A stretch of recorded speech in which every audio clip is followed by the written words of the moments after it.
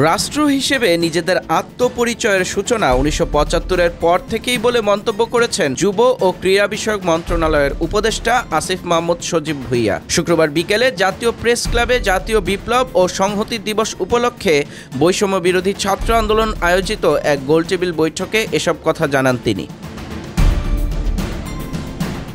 উপদেষ্টা বলেন, স্বাধীনতার পর যারা সরকার গঠন করেছিল তারা ও অনিয়ম এমন পর্যায়ে নিয়ে গিয়েছিল যার পরিপ্রেক্ষিতে সিপাহী জনতার বিপ্লব হয়েছে। ২০২৪ সালেও একই ঘটনার পুনরাবৃত্তি হয়েছে। তবে নতুন বন্দোবস্তের রাজনীতির রূপরেখা এখনও জনগণের কাছে স্পষ্ট না হওয়াকে হতাশাজনক বলে জানান তিনি বলেন, সবার সঙ্গে বন্ধুত্ব, কারো সঙ্গে বৈরিতা নয়। একথা বলার অর্থ আসলে কারো সঙ্গে বন্ধুত্বও নেই।